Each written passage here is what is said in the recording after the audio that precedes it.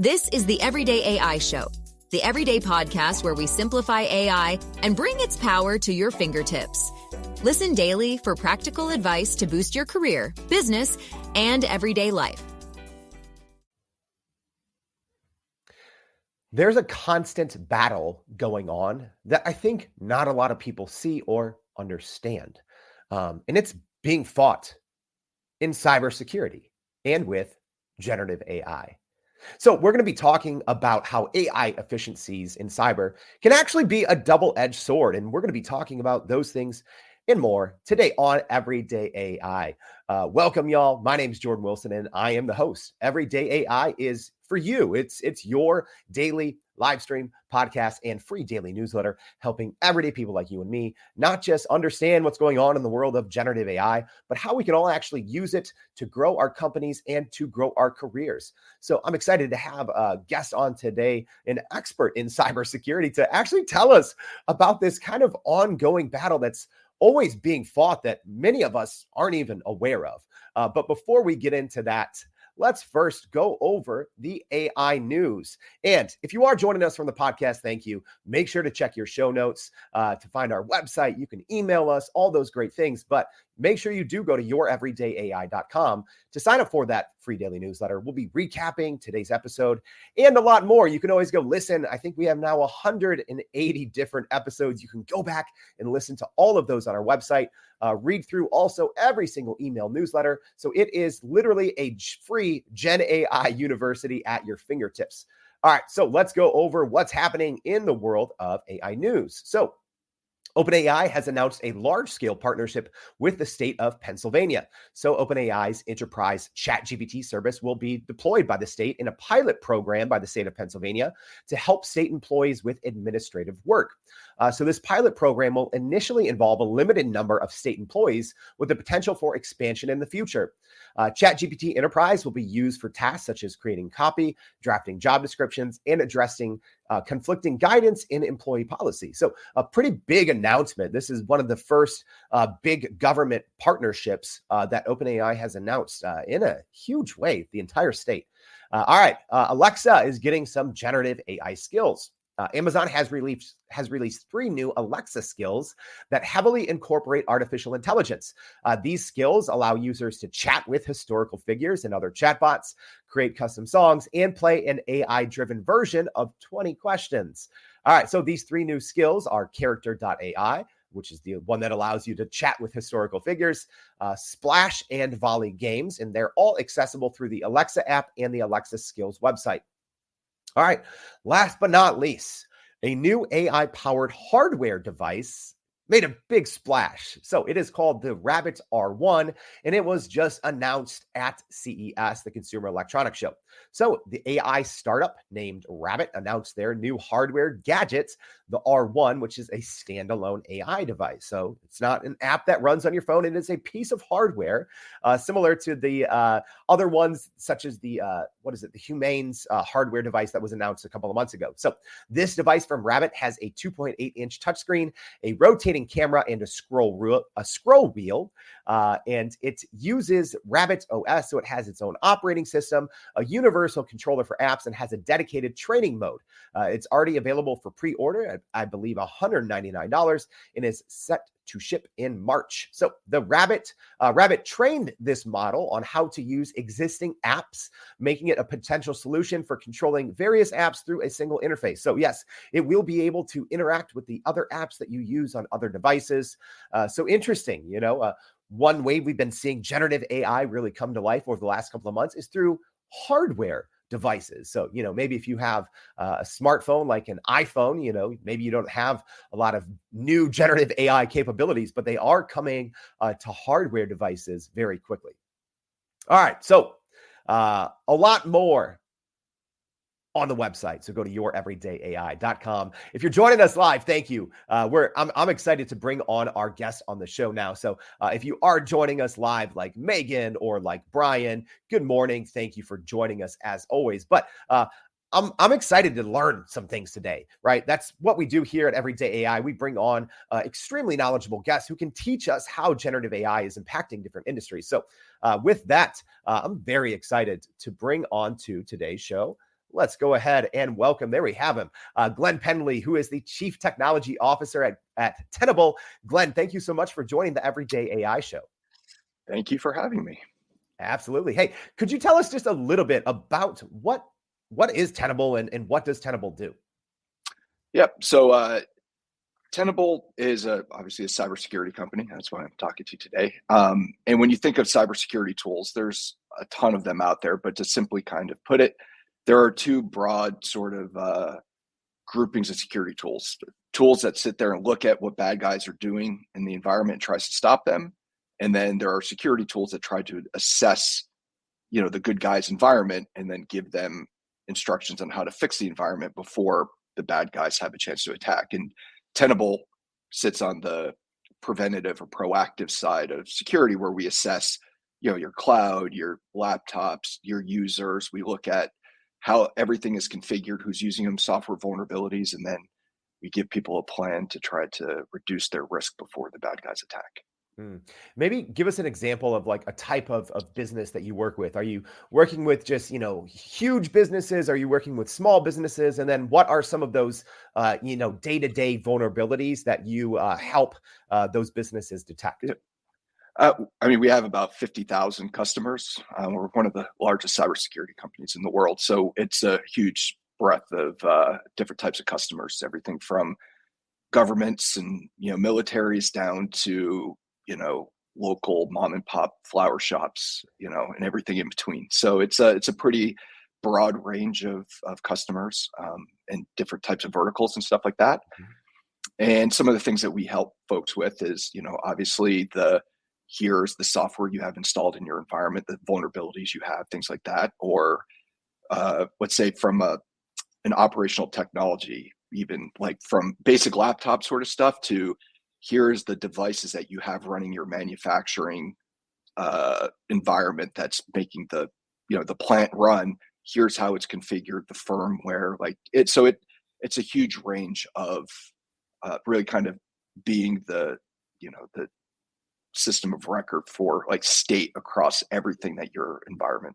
Yeah. And so, I'm curious because I think a lot of people, when they think of cybersecurity, even sometimes myself, I really just think of, this is something, really that the government is taking care of. Where does that kind of like public versus private sector, where does it start? Where does it end? Are we getting certain, protections, for people here in the US as an example, like, are there, is the government looking out for things, or is it really just up to, ourselves as, business owners or, hiring or working with a company like Tenable to make sure that we're protected? That's a great question because, I think, attackers are opportunistic, right? Like they're like water. They'll find the path of least resistance and do whatever they need to do. So to assume that you and I, we own a bakery, like nobody's going to target us. Well, if you make yourself super easy to get targeted, they will, if the juice is worth the squeeze.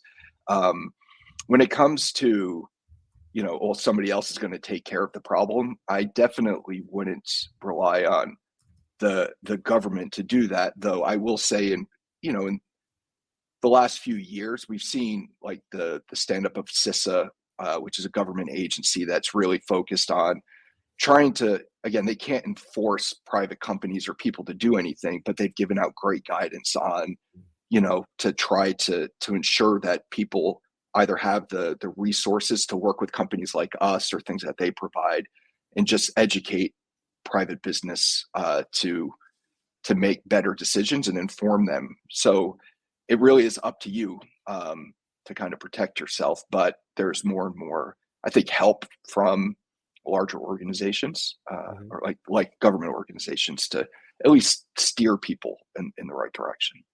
So, obviously with cybersecurity, this is an industry that has been using artificial intelligence way longer than most other industries just due to its nature. But, Glen, can you just kind of walk us through a little bit how generative AI, over the last couple of years has changed the cybersecurity industry? Yeah. Again, another great question because it's interesting. Within Tenable, we've been leveraging different forms of AI before generative AI really kind of took off in a number of different ways. And when ChatGPT came out, everybody got super excited. Even people within Tenable's like, why aren't we doing anything with AI? And it's like, well, I mean, we have been. It's just that generative AI is more like practically applicable to more people. So like people feel it and see it more, whereas having a machine learning model that a bunch of data scientists put together and it just outputs something, it's not really the same sort of everyday people don't get the value out of that. So from a security perspective, over the last few years, really generative AI is an efficiency tool, right? Like whether it's cybersecurity or you work in marketing and you need to write emails to, it's great to help somebody that knows what they're doing just do what they do quicker, more efficiently, more options. And those same efficiencies are applied within security. So bad guys have been much more efficient in doing some of the things that they do. And it's up to us as security vendors to kind of evolve our products to be just as efficient, or allow the good guys to be just as efficient to combat some of the stuff that the bad guys have been doing.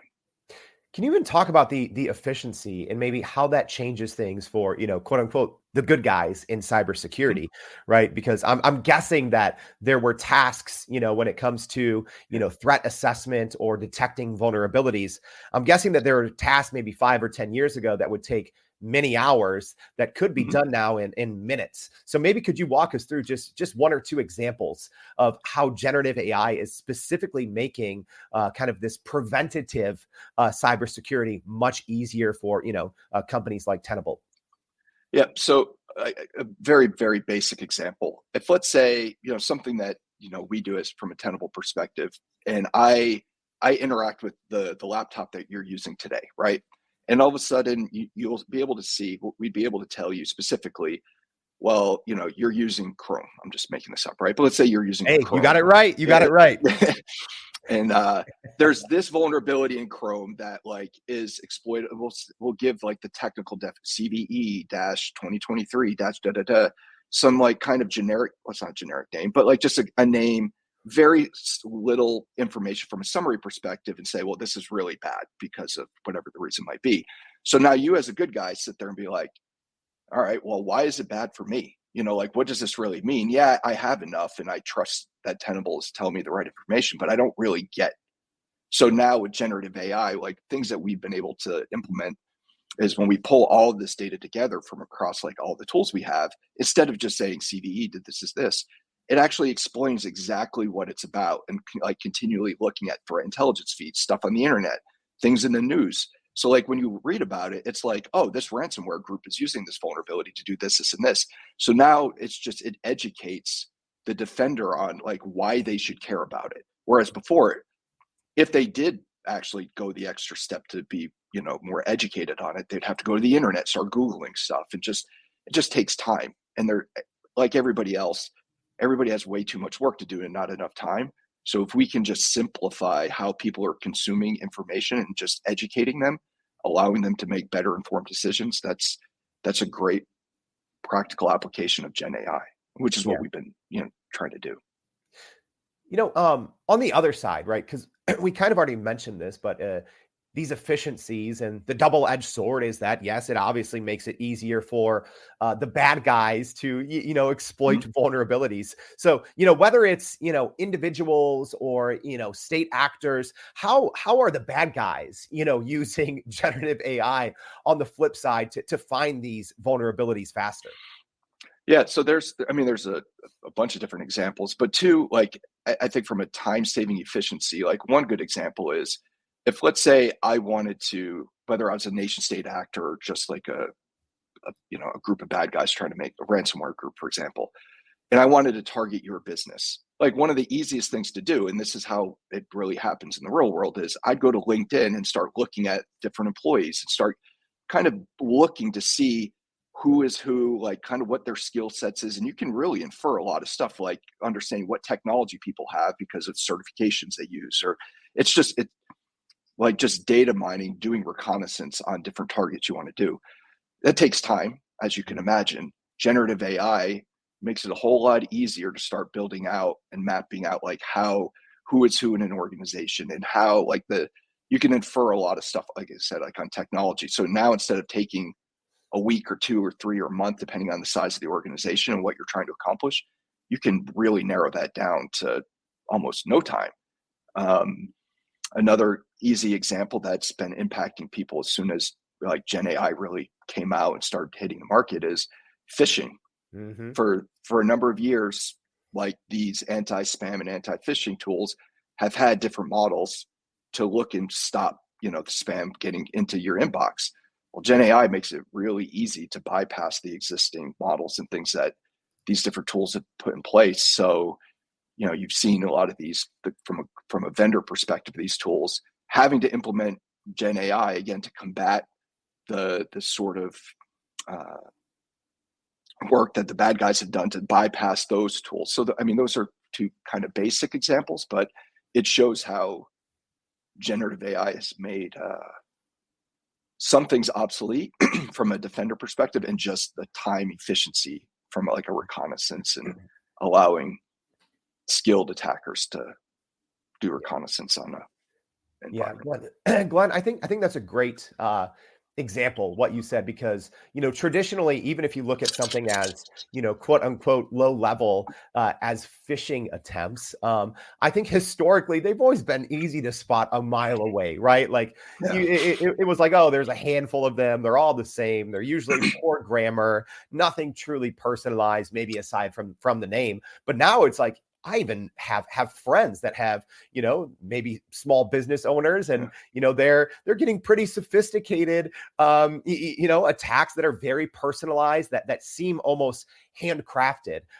Is that, even when you think of how the bad guys are using it, would you say that there's more of a threat for, those like lower level, kind of phishing attacks on small businesses? Or would you say that generative AI, at least in terms of the bad guys using it, are going to help, kind of these smaller bad guy groups become bigger and more, more dangerous because of generative AI? Which way do you see it going kind of on the bad guy side?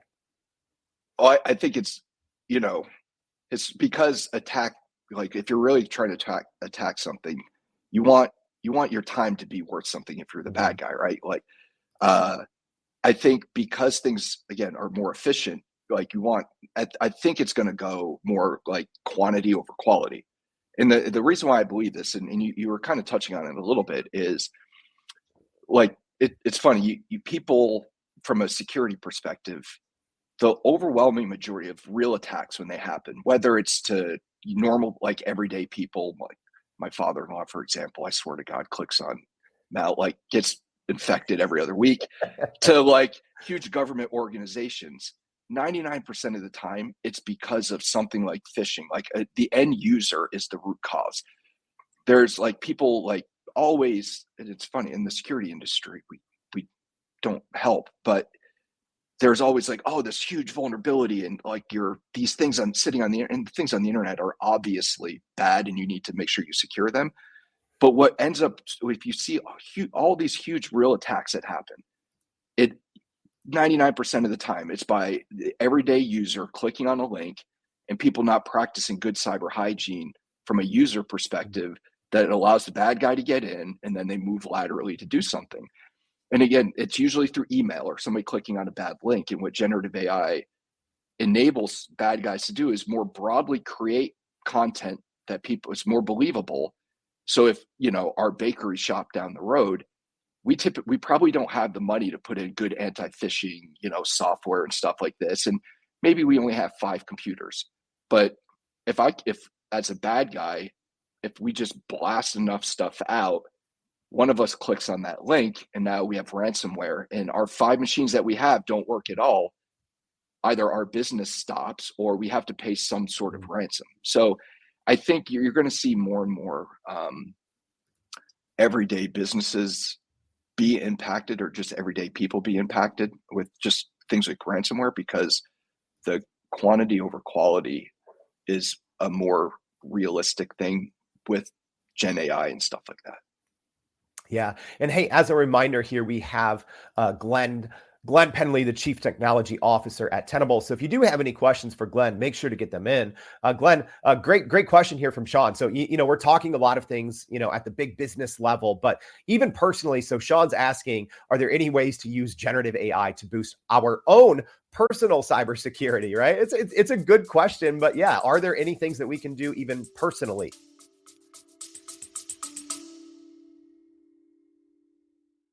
Are you still running in circles trying to figure out how to actually grow your business with AI? Maybe your company has been tinkering with large language models for a year or more, but can't really get traction to find ROI on GenAI. Hey, this is Jordan Wilson, host of this very podcast. Companies like Adobe, Microsoft, and NVIDIA have partnered with us because they trust our expertise in educating the masses around generative AI to get ahead. And some of the most innovative companies in the country hire us to help with their AI strategy and to train hundreds of their employees on how to use GenAI. So whether you're looking for ChatGPT training for thousands or just need help building your front-end AI strategy, you can partner with us too, just like some of the biggest companies in the world do. Go to youreverydayai.com/partner to get in contact with our team, or you can just click on the partner section of our website.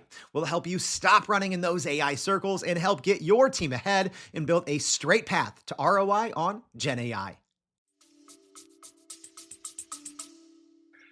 So I do know, and I've had to do this because I wasn't just joking. My father, I swear to God, infects himself every other week.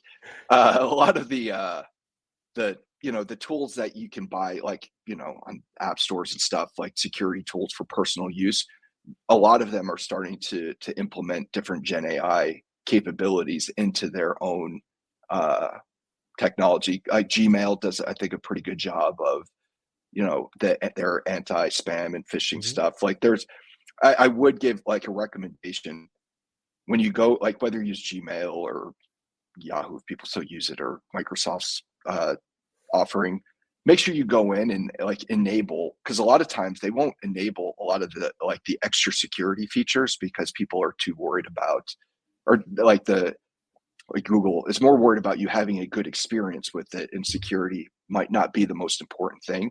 Yep. So whether it's your web browser, your your email client that you're using, go in and try to find the enhanced security settings and enable them, because a lot of times the more and more software is leveraging Gen AI, but it's not necessarily enabled by default. So that would be one recommendation. And if you're downloading like software on your own personal laptop, make sure you're looking to see if the features and functions they have included. That would be my recommendation. That actually is a great transition here to Cecilia's question. You kind of just said there, hey, be careful with downloads. So Cecilia asking, could you review the top basics of good cyber hygiene? So maybe not, having to, rattle off a list of your top 5, right off the bat, but, maybe aside from, being careful what you download, being a little suspicious in a good way of random emails coming in. Could you name 1 or 2 other kind of good, cyber hygiene things that all of us can take into account? Yeah, the first thing is, especially from an end user perspective, because most people overlook that. They just think of their servers like it's 1999 and like we're still getting hit with worms. Make sure that like the machines that your everyday users are using are up to date. Like the software, whether it's Chrome, it's automatically getting updated, that you're patching your machine, that you don't have vulnerabilities sitting on your endpoints, that in the event that there is an attack, there's not so if somebody clicks on a phishing link, for example, with a malicious link, if there's no software to exploit the machine, then it won't matter. So keeping your machine up to date from a software OS perspective is first and foremost.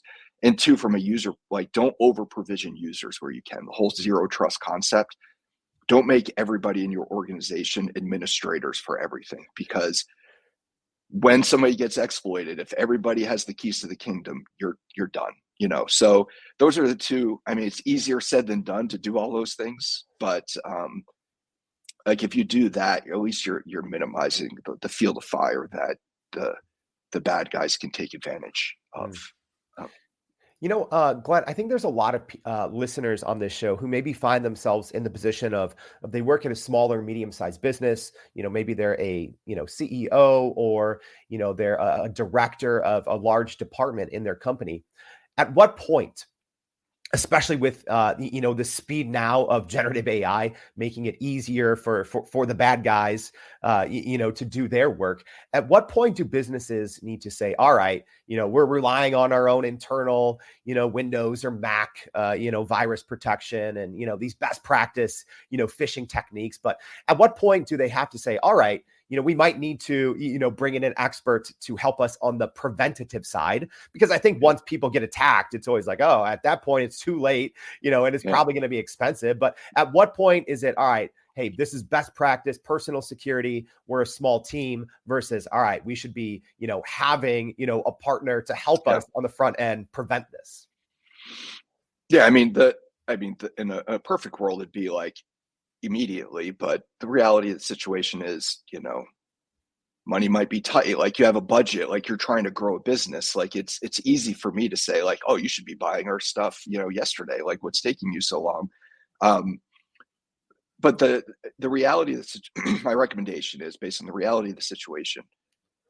If I would make some form of investment in, again, regardless if we're our bakery shop or, the other end of the spectrum, is do the basics, like whatever security vendor you go with, whether Tenable or whoever, whatever part of preventative security. And it is defensive depth is important. It's not like as soon as you do preventative security, you don't have to worry about attacks, because attacks will happen. So again, you have to balance things. But I see way too often, especially in smaller companies, people get caught up in the hype, and they'll buy like this super fancy, slick sort of tool that's like, that will do you no good, because you're not even doing the basics of like trying to minimize, again, that field of fire, like the scope of what could be attacked. So I as early as you possibly can, like, do the basics, take advantage of the security tools that do come with like different software that you use from a business perspective, Mac, Windows, like, the security things that they have. Like I mentioned a few, like the email clients. There, in a lot of cases, there are good security things that are embedded in different software nowadays. Just people don't enable it. So I at least do that. And if you do start, when it's time, and again, at any time, start investing in security tools from different vendors, just do the basics. Like, go work with a vendor that's going to make the most impact, and not something like this slick thing that you just got pitched by some random sales guy. Yeah, exactly. I think that's important. So Glenn, we've talked about a lot here on the show so far today. So we've talked about how generative AI is making it easier for the bad guys, but it's also helping, the good guys, to detect these vulnerabilities faster and more accurately. But, as we wrap up the show here, looking forward, how do you see generative AI even changing, the cybersecurity industry in the years to come? Is this going to be something where, threats and vulnerabilities are going to be coming even faster as the technology advances?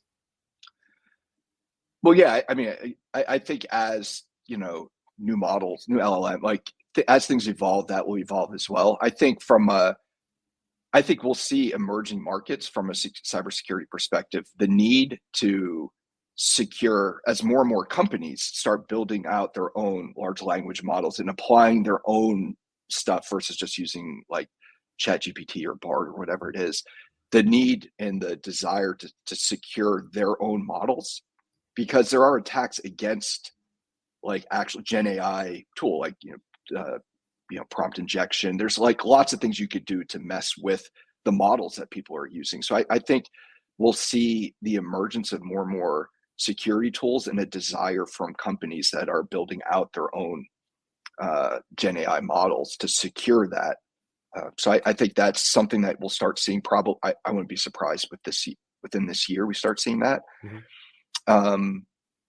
And I do think like the deep fake, when you start dealing with like that, like I think that's that could get really gnarly pretty soon, and it's an extremely difficult problem to solve. So it'll be interesting to see how that, but between those two, I think we'll start seeing more away from text-based, things that have been applied with GenAI up to this point from a security perspective to some of that. That's a good point. Yeah, you gotta have your like family safe word, right? Especially as these clones start, coming in quick and are super super impressive. Well, hey, I don't know about everyone else, but I learned a ton here. Best practices on not just personal, cybersecurity, but even just having a better understanding now on how generative AI is being used on both sides of the field. So, Glen, thank you so much for coming on the Everyday AI Show and sharing your expertise with us. Yeah, my pleasure. Thank you for having me. All right. And hey, everyone, as a reminder, tomorrow we're going to be talking about GPT Goldmine's clever ways to cash in with OpenAI, probably releasing the GPT store any hour now. This is going to be a great show. So if you caught something maybe on the show and you want to know more, make sure to go to youreverydayai.com. We're going to be talking a lot more in depth about the conversation that we just had with Glen Pendley, the Chief Technology Officer at Tenable. So please sign up for that daily newsletter, and we'll see you back tomorrow and every day with more Everyday AI. Thanks, y'all. And that's a wrap for today's edition of Everyday AI. Thanks for joining us. If you enjoyed this episode, please subscribe and leave us a rating. It helps keep us going. For a little more AI magic, visit youreverydayai.com and sign up to our daily newsletter so you don't get left behind. Go break some barriers, and we'll see you next time.